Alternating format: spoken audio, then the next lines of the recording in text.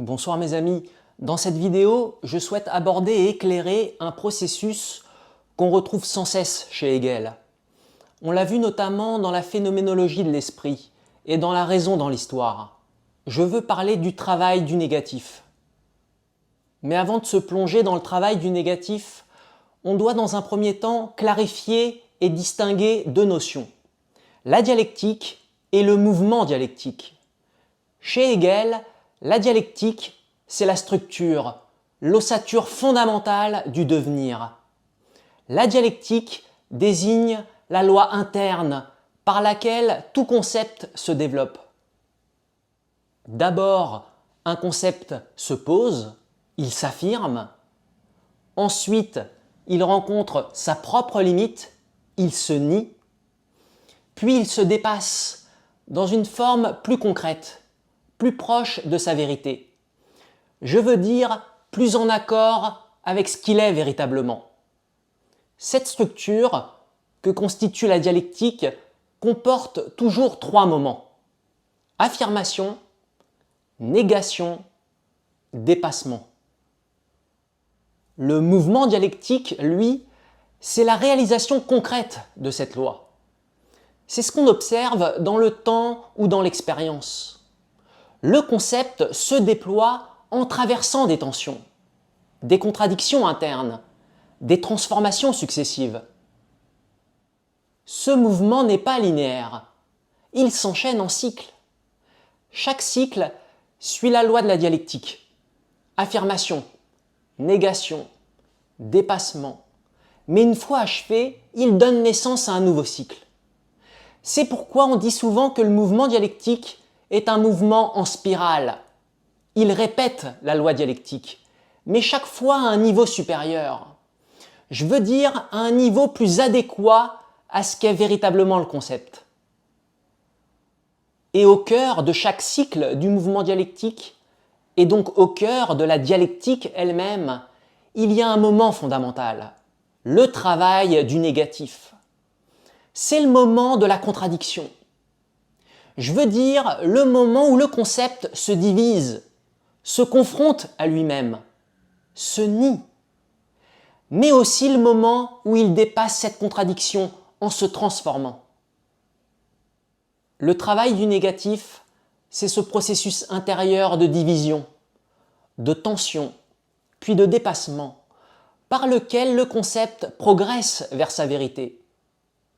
C'est le processus par lequel le concept devient progressivement ce qu'il est. En résumé, la dialectique, c'est la loi du devenir. Affirmation, négation, dépassement. Le mouvement dialectique, c'est la succession des cycles qui suivent cette loi. Le mouvement en spirale qu'on observe dans le réel et à travers l'expérience du concept. Et le travail du négatif, c'est le moteur interne de chaque cycle. Le moment de la tension, de la division, de la contradiction, mais aussi le moment de transformation et de dépassement. C'est ce travail du négatif qui fait bouger les choses. Sans lui, le concept resterait figé, incapable de devenir. Et c'est justement sur ce moment du mouvement dialectique, sur ce travail décisif du négatif chez Hegel, qu'on va se concentrer ce soir, en plusieurs temps, pour bien le comprendre. Aussi, pour bien saisir ce que Hegel appelle le travail du négatif, je vous proposerai en dernière partie de vidéo un exemple concret, simple, mais révélateur, celui de ma propre compréhension de Hegel, et de la manière dont elle a évolué dans le temps. Car une chose ne se comprend jamais d'un seul coup. On passe par des contradictions, par des malentendus, par des tensions. Et ce sont elles qui nous poussent, malgré nous, vers une compréhension plus juste, plus profonde. Ce parcours que je partagerai avec vous illustrera à sa manière ce que signifie concrètement le travail du négatif chez Hegel.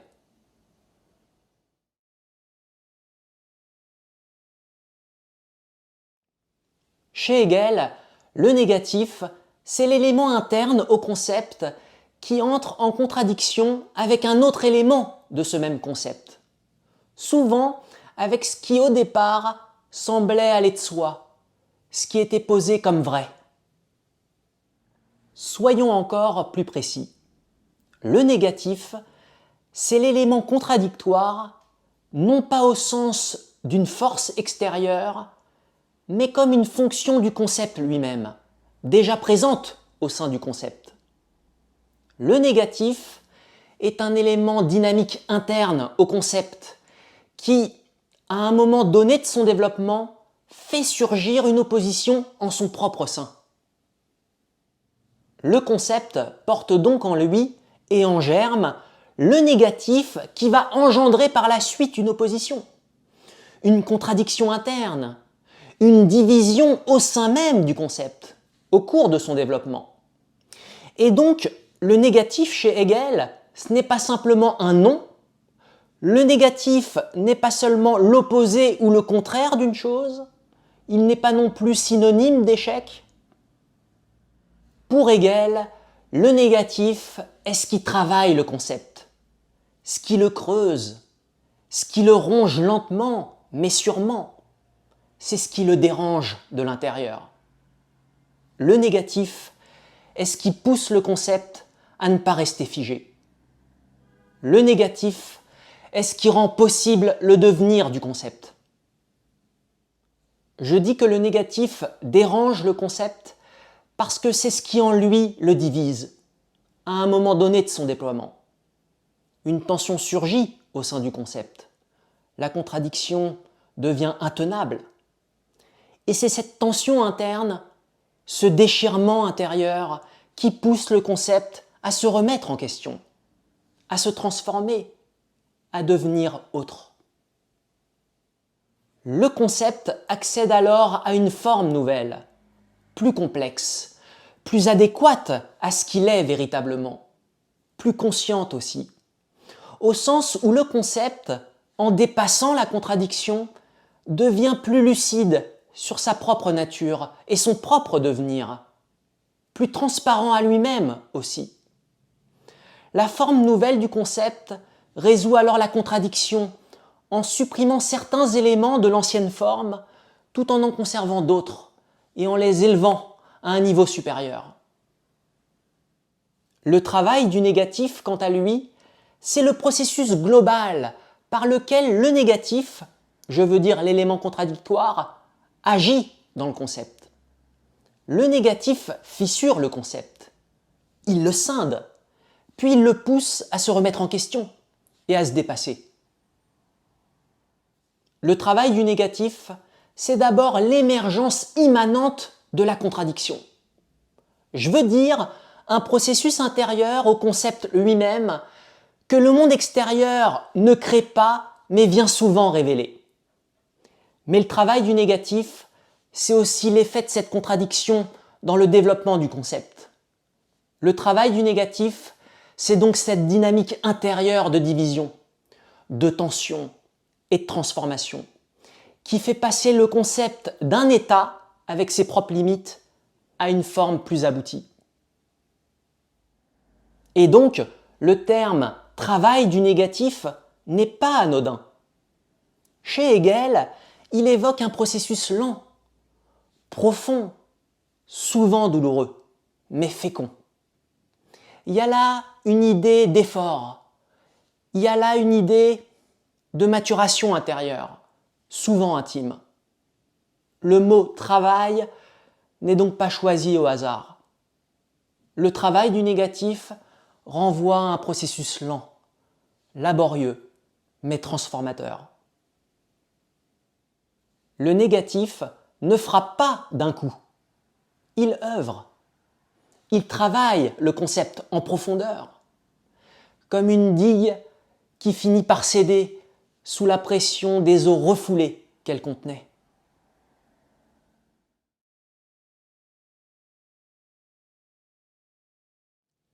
Chez Hegel, rien ne s'accomplit immédiatement.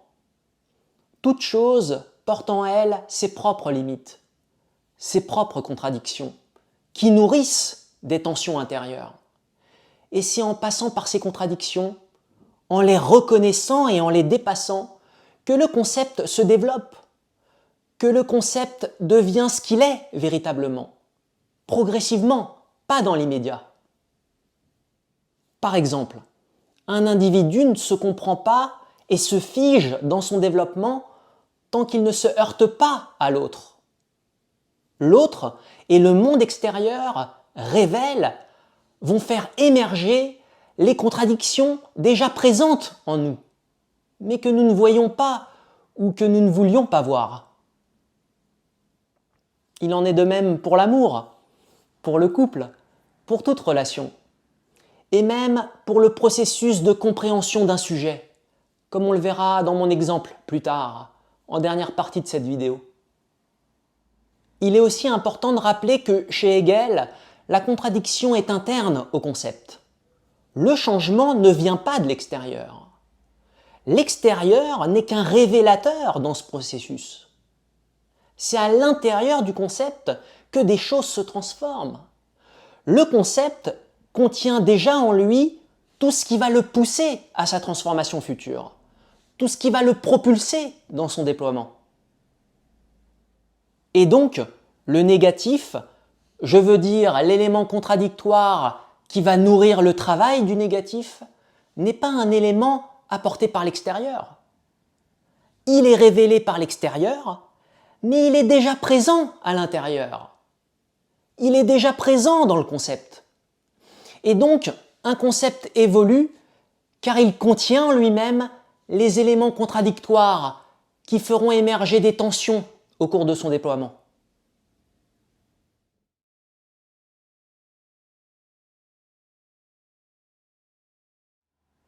On voit donc que durant un cycle du mouvement dialectique, le travail du négatif est constitué de deux moments.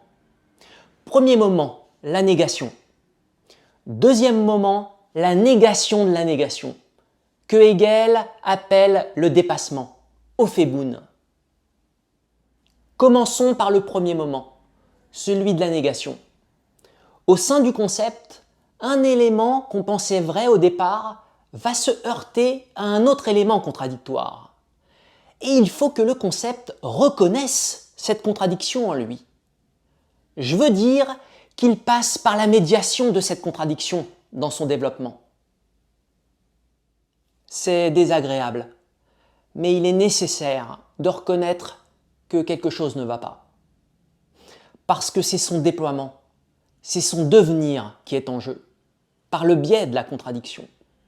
C'est pourquoi fuir la contradiction et fuir ce qui révèle cette contradiction, c'est se fuir soi-même. La négation est donc le premier moment du travail du négatif, où le concept rencontre ses propres limites. Une contradiction surgit, révélant que ce qui semblait aller de soi n'est finalement pas tenable en l'état. Cette contradiction n'est pas extérieure, elle est interne au concept lui-même.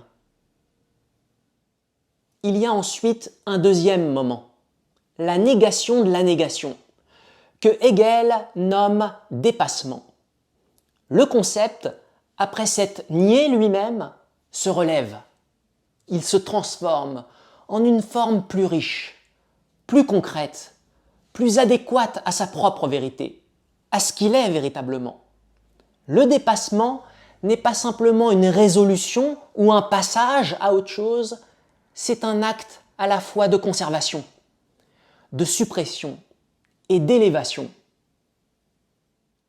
Je veux dire que la forme nouvelle, issue du dépassement, conserve certains éléments de l'ancienne, en abandonne d'autres et les élève à un niveau supérieur.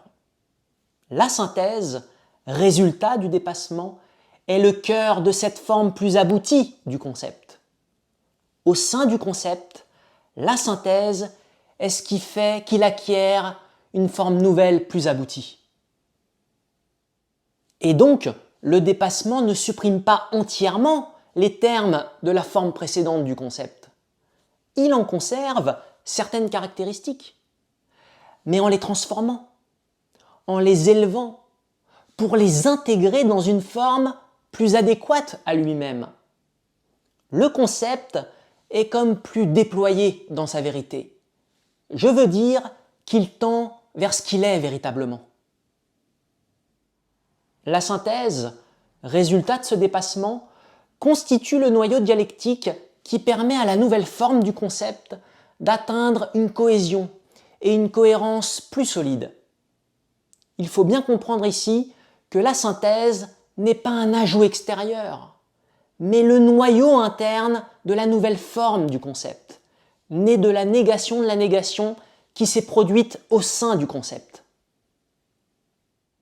Le travail du négatif dans sa globalité est donc un processus qui ne détruit pas tout sur son passage, mais qui prépare un dépassement et une forme du concept plus cohérente et plus aboutie.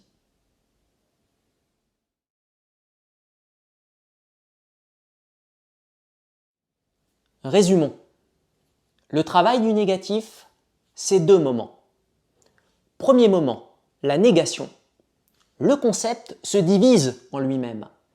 C'est-à-dire qu'au sein du concept, ce qui semblait vrai au départ s'oppose à un autre élément qui le contredit.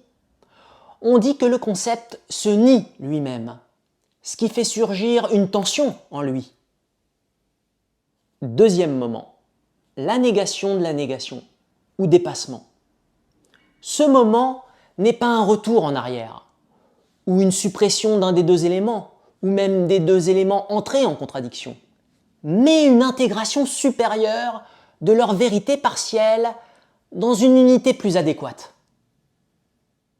Chez Hegel, la négation de la négation est le moment où l'élément qui semblait vrai au départ et l'élément contradictoire, le négatif, sont tous les 2 dépassés, c'est-à-dire en partie supprimés et conservés, au vu d'atteindre cette intégration supérieure.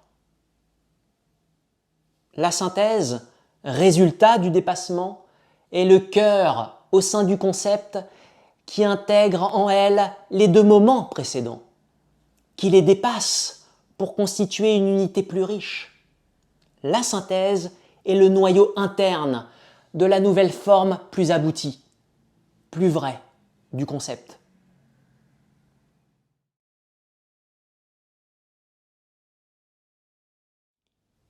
Sur cette chaîne, nous avons vu que dans la phénoménologie de l'esprit, Hegel raconte le versant intérieur de la réalisation de l'esprit, c'est-à-dire non pas l'histoire politique ou sociale à travers les peuples, mais l'histoire intime de la conscience. La phénoménologie de l'esprit décrit le chemin par lequel la conscience progresse vers une forme plus haute de conscience d'elle-même et accède peu à peu à la vérité absolue. C'est une œuvre qui parle de nous. Elle montre comment l'esprit se réalise à travers nous, en traversant des épreuves intérieures, des déceptions, des conflits, des contradictions, et aussi la perte de certaines illusions, ou plutôt de certaines formes illusoires de certitude immédiate. Je veux dire qu'au sein de la conscience, c'est la croyance naïve en l'immédiateté du savoir qui se délite progressivement au fil de l'expérience. Ce que Hegel montre dans cette œuvre, c'est que ce chemin ne se fait pas sans douleur. La vérité absolue n'est pas donnée à la conscience immédiatement. La vérité absolue ne se reçoit pas tout de suite, ni toute faite. Elle ne tombe pas du ciel. Elle se construit lentement et douloureusement, au fil des étapes de la conscience, à travers des dépassements successifs, portés par le travail du négatif. Dans cette œuvre, le travail du négatif prend une forme vivante, concrète, même intime. C'est l'histoire d'un chemin, d'un drame spirituel. Un parcours intérieur fait de confrontations, fait de pertes, d'expériences vécues. Un parcours jalonné d'épreuves. À chaque étape de son développement, la conscience fait une expérience. Elle croit avoir atteint la vérité. Elle croit pouvoir se reposer. Mais au final, quelque chose ne tient pas. ce qui semblait vrai est nié. C'est la négation. Mais cette négation n'est pas un simple échec. Elle est aussi une leçon. En traversant cette expérience douloureuse, parfois déchirante, la conscience se transforme. Par le biais de la négation, elle accède à une forme plus lucide du réel et d'elle-même.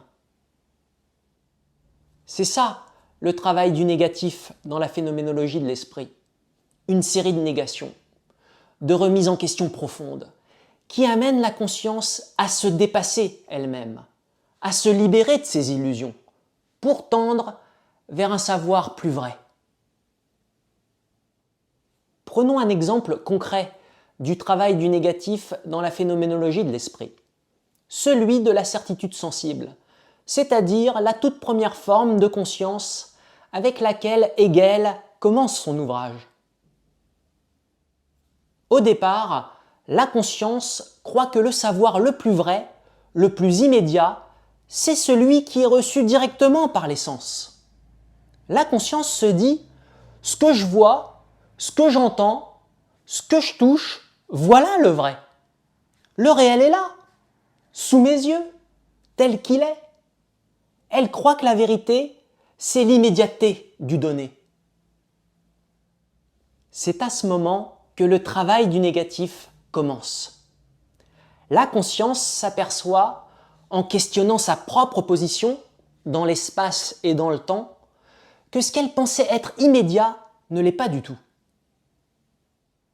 La conscience croyait pouvoir désigner quelque chose d'absolument présent en disant « ceci » ou « maintenant ».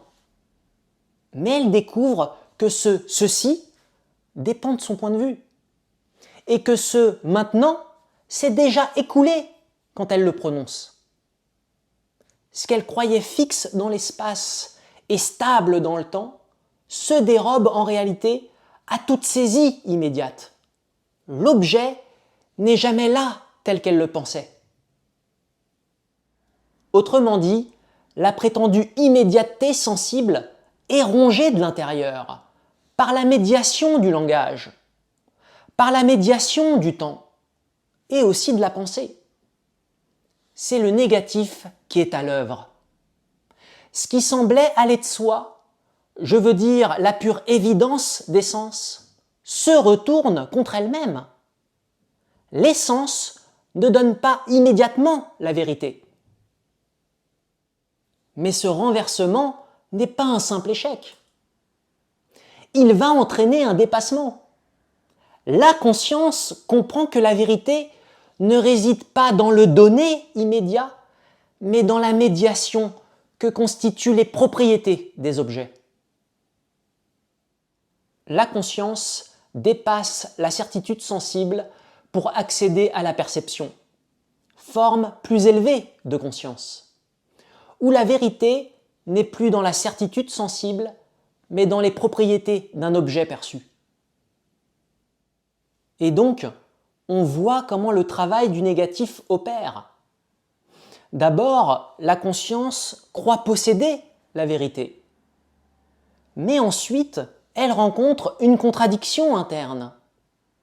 Et c'est en vivant cette contradiction qu'enfin elle s'élève vers une forme plus riche, plus adéquate de conscience de soi et du réel.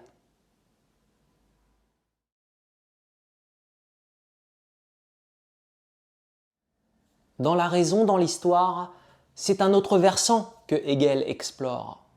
Non plus celui de la conscience individuelle, mais celui du monde objectif. C'est l'histoire réelle des peuples qui devient le théâtre et la manifestation de la réalisation de l'esprit.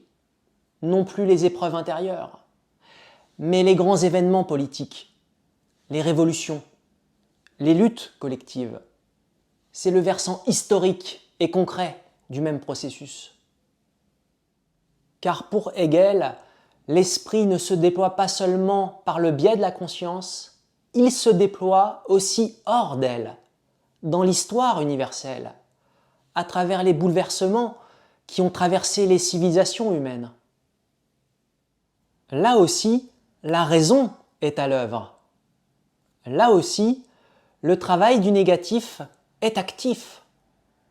Et là encore, il s'agit de comprendre comment la liberté progresse, non plus dans l'individu, mais dans les peuples et les institutions, entre autres.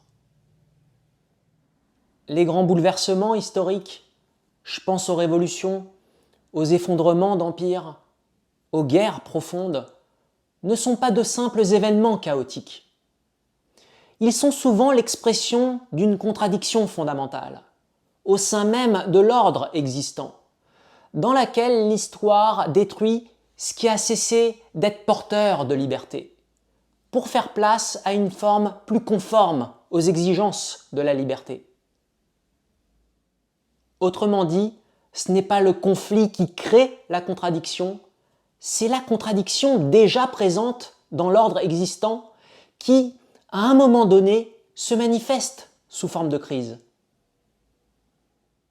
La guerre, dans cette perspective, n'est pas glorifiée par Hegel, mais elle peut être le moment où une forme historique s'effondre, parce qu'elle ne répond plus aux exigences de son temps. Elle devient alors le travail du négatif, dans lequel le négatif travaille à détruire ce qui doit disparaître, pour que naisse un ordre plus propice à la réalisation de la liberté. Hegel nous invite à comprendre que les conflits ne sont pas des accidents. Ils sont des moments de vérité, où une société se confronte à ses propres limites, et où l'esprit progresse en se libérant de ses formes dépassées.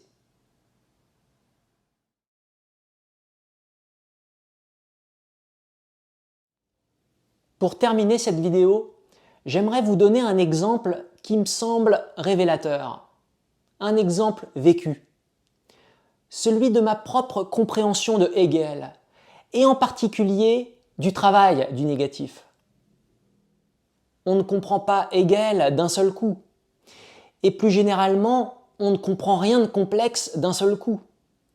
Toute compréhension est un processus traversé par des erreurs, des illusions, des malentendus. Et c'est précisément en affrontant ces contradictions qu'on accède peu à peu à une compréhension plus juste, plus profonde du sujet en question. Quand j'ai commencé à lire Hegel, je croyais avoir saisi ce qu'était le négatif. Pour moi, c'était simple. Le négatif, c'est ce qui s'oppose, c'est ce qui dit non, c'est ce qui bloque, ce qui détruit. Je le voyais comme un obstacle, comme un frein extérieur au concept, qui vient interrompre le cours des choses ou remettre en cause une idée. C'était ça, ma première certitude. Je pensais que comprendre Hegel, c'était repérer ce moment d'opposition, de conflit, de rupture. Et j'avais raison, mais en partie seulement. Car au fil de mon étude de la pensée hegelienne, quelque chose ne tenait plus. Je me suis rendu compte que cette définition restait superficielle. Elle désignait quelque chose d'extérieur au concept. Je comprenais le négatif comme ce qui vient du dehors. Mais Hegel dit autre chose. Le négatif est immanent. Il est déjà là, en germe, au cœur même du concept. C'est une contradiction interne, pas un choc venu de l'extérieur. Et c'est là qu'à mon insu, le travail du négatif s'est réalisé dans ma compréhension du sujet. Ce que je croyais comprendre a commencé à se fragiliser au cours de mes lectures. Une tension est apparue entre cette première vision, le négatif comme élément extérieur, et cette nouvelle idée, plus exigeante, que le négatif est en réalité le moteur intérieur du devenir. Et j'ai résisté, bien évidemment. Comme souvent, on résiste à voir ses propres idées remises en question. Mais à un moment donné, j'ai dû accepter cette contradiction. j'ai reconnu que ma première compréhension était partielle, peut-être nécessaire, mais qu'elle devait être dépassée. Et ce dépassement ne s'est pas fait en reniant totalement ce que j'avais compris. Il s'est fait en l'intégrant, mais à un autre niveau. Et j'ai compris que, oui, le négatif est bien une opposition, mais une opposition qui vient du dedans, un dérangement intérieur, qui pousse le concept, et donc ici, ma propre compréhension, à ne pas rester figée. Et c'est ça, le travail du négatif. C'est ce que j'ai vécu maintes fois, pendant des mois, voire des années, sur de nombreux sujets. Un premier moment de certitude, suivi d'un moment de fissure et de frustration, puis un moment de réconciliation à un niveau plus élevé. Et au final, le sentiment et même une certaine fierté d'avoir progressé. Et aujourd'hui encore, je sens que ma compréhension de Hegel n'est pas achevée. Elle continue de se transformer, surtout à vos côtés, et à travers les vidéos que je réalise. Ma compréhension de Hegel continue de rencontrer ses propres limites, ses angles morts. Il y en a encore, et c'est tant mieux.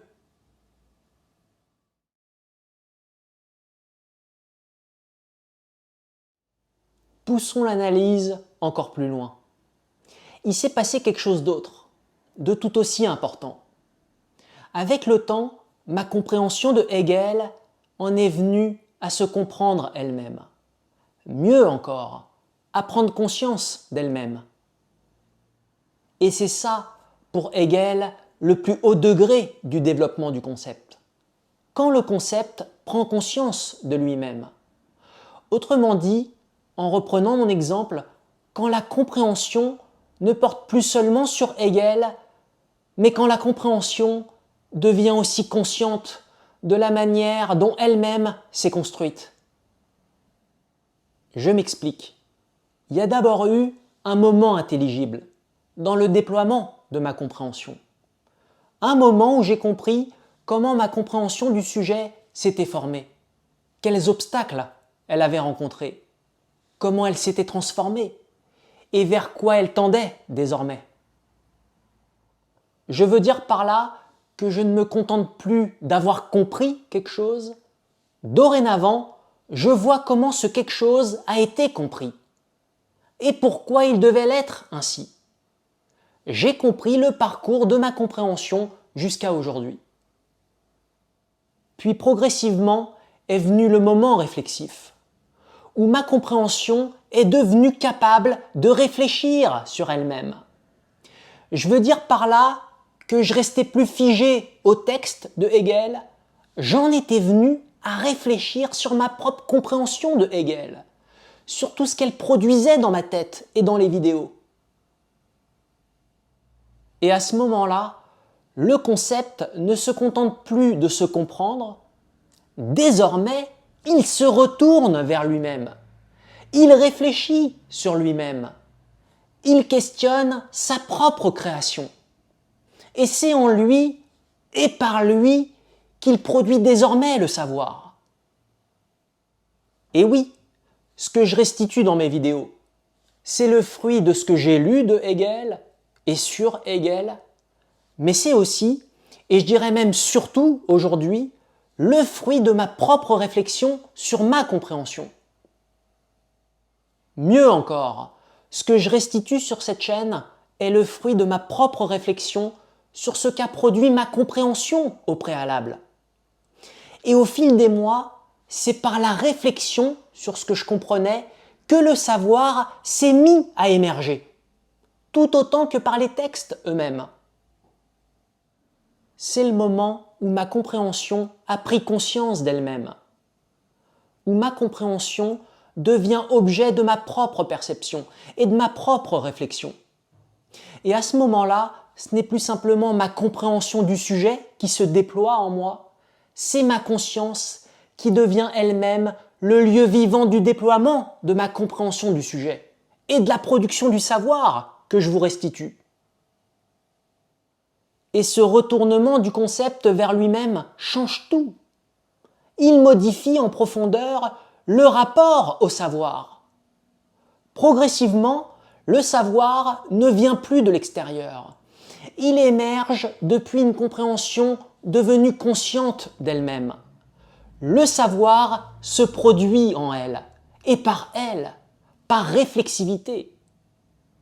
La compréhension devient une activité vivante, un travail intérieur, un mouvement autonome et autogénérateur de savoir et de connaissances. Je vous remercie de m'avoir suivi jusqu'au bout de cette présentation indispensable pour saisir la pensée hegelienne dans toute sa profondeur et sa complexité. Comme toujours, n'hésitez pas à poster vos questions et vos remarques en commentaire. Je vous répondrai dès que possible. Je vous dis à très bientôt sur la chaîne, dans une prochaine vidéo.